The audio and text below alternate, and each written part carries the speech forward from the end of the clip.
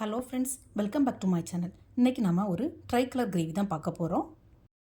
நம்ம சேனலில் first time பார்க்குற வியூஸ் ப்ளீஸ் சப்ஸ்கிரைப் பண்ணி வச்சுக்கோங்க. அப்போ தான் நான் போடுற வீடியோஸ் எல்லாமே மிஸ் ஆகாம உடனே உங்களுக்கு நோட்டிஃபிகேஷனில் வரும். ரீசெண்டாக நிறைய ஃப்ரெண்ட்ஸ் நம்ம வீடியோவுக்கு நல்லா சப்போர்ட் பண்ணியிருக்கிறீங்க. ரொம்பவே தேங்க்ஸ். இதே மாதிரி கண்டினியூஸாக சப்போர்ட் பண்ணுங்கள் ஃப்ரெண்ட்ஸ். நார்மலாக எல்லோரும் பேபிக்கான பொடியாக கட் பண்ணி கிரேவி ஃப்ரை பண்ணி தான் சாப்பிட்ருப்பீங்க. ஆனால் இன்றைக்கி கொஞ்சம் டிஃப்ரெண்ட்டாக நம்ம பேபிக்கான அரைச்சி ஒரு கிரேவி பண்ண போகிறோம். வாங்க எப்படின்னு வீடியோக்குள்ளே போய் பார்க்கலாம். நான் இந்த கிரேவி பண்ணுறதுக்கு ஒரு பாதி கேரட்டு, ரெண்டு பேபிகார்ன், அப்புறம் கொஞ்சமாக ஒரு கைப்பிடி அளவுக்கு க்ரீன் பீஸ், ஃப்ரெஷ்ஷான க்ரீன் பீஸ் எடுத்துருக்கிறேன். ஃபஸ்ட்டு கேரட்டையும் பேபிகார்னையும் இந்த மாதிரி குட்டி குட்டியாக கட் பண்ணி எடுத்துக்கலாம். கேரட்டோட தோல் நீக்கிட்டு கட் பண்ணி எடுத்துக்கோங்க. இப்போ இந்த எல்லா வெஜிடபிள்ஸையும் நல்லா தண்ணியில் வாஷ் பண்ணி எடுத்துக்கலாம். இதுக்கப்புறமா ஒரு மிக்ஸி ஜார் அல்லது பிளெண்டரில் சேர்த்துக்கலாம். இப்போ இந்த வெஜிடபிள்ஸை மிக்சியில் போட்டு 1-2 பல்ஸ் போட்டு எடுத்துக்கலாம். நல்லா நைஸாக அரைச்சிடக்கூடாது, இந்த மாதிரி கோஸாக அரைச்செடுக்கணும். அதே மாதிரி ஒரு சொட்டு கூட தண்ணியும் சேர்க்கக்கூடாது. ஃப்ரெண்ட்ஸ், நான் இன்றைக்கி இந்த கிரேவியை கடாயில் பண்ணலை.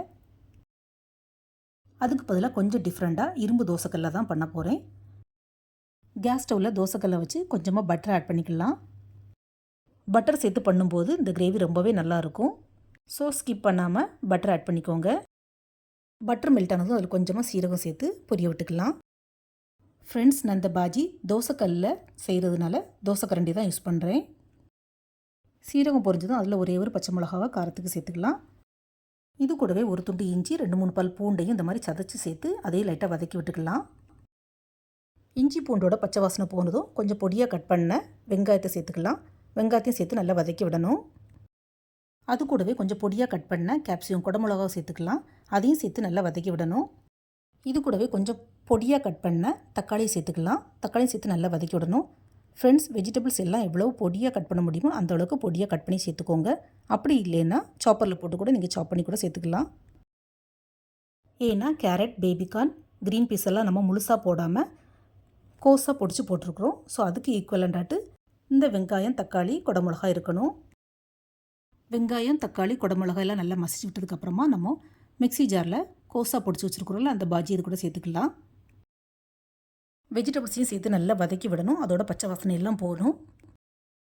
வதங்கும் போது இன்னும் கொஞ்சம் எண்ணெய் தேவைப்படும். ஸோ எண்ணெய் அல்லது பட்டர் ஆட் பண்ணிக்கலாம். இப்போ வெஜிடபிள்ஸ் எல்லாம் பாதி வதங்கிடுச்சு. இந்த ஸ்டேஜில் நம்ம இதுக்கு தேவையான மசாலாலாம் ஆட் பண்ணிக்கலாம். தேவையான அளவு உப்பு, கொஞ்சமாக மஞ்சள் தூள், கொஞ்சம் காஷ்மீரி மிளகாத்தூள், அப்புறம் கொஞ்சம் நார்மல் மிளகாத்தூள், கடைசியாக கொஞ்சம் மல்லித்தூள் சேர்த்து நல்லா மிக்ஸ் பண்ணி விடணும்.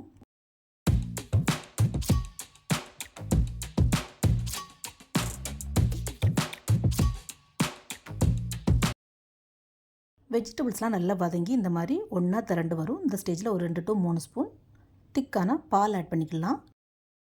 பால் சேர்த்ததுக்கப்புறமா லைட்டாக மிக்ஸ் பண்ணி விட்டுட்டு ஒரு 1/2 கப்பு போல் தண்ணி சேர்த்து இதை லைட்டாக வேக விட்டுக்கலாம். தண்ணி ஜாஸ்தியாக சேர்த்துடக்கூடாது, பிறகு நமக்கு டேஸ்ட்லெஸ் ஆயிரும் கிரேவி. தண்ணி சேர்த்து வெஜிடபிள்ஸில் இந்த மாதிரி கொதி வரும்போது மேஷர் வச்சு நல்லா மசிச்சு விட்டுக்கலாம். ஸோ இந்த கிரேவியில் வெஜிடபிள் சேர்ந்துருக்குதா, என்ன வெஜிடபிள் சேர்ந்துருக்குதுன்னு கண்டே பிடிக்க முடியாது. நம்ம சொன்னால் மட்டும் தான் தெரியும். அந்த அளவுக்கு நல்லா மசிச்சு விடணும். இப்போ நம்ம ஊற்றுற தண்ணி நல்லா வதங்கி வந்துடுச்சு. இந்த ஸ்டேஜில் கொஞ்சமாக பன்னீர் ஆட் பண்ணிக்கலாம்.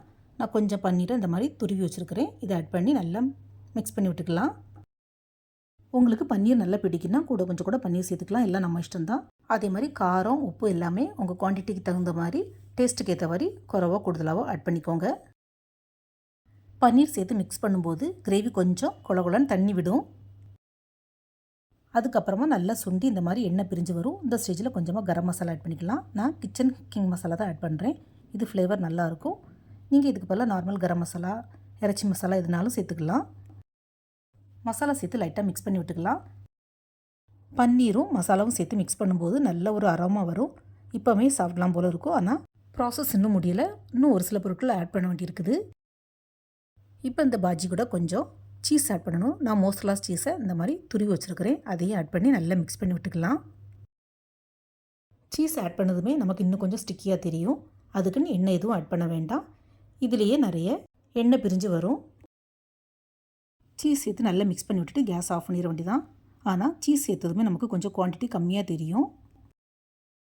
சூடாக இருக்கும்போது இந்த கிரேவி கொஞ்சம் குவான்டிட்டி கம்மியாக இருக்க மாதிரி தான் தெரியும். ஒரு 5 to 10 மினிட்ஸில் கிரேவி லைட்டாக ஆறுனதுக்கப்புறமா நல்லா உதிரியாக அழகாக பன்னீர் புர்ஜி மாதிரி கிடைக்கும்.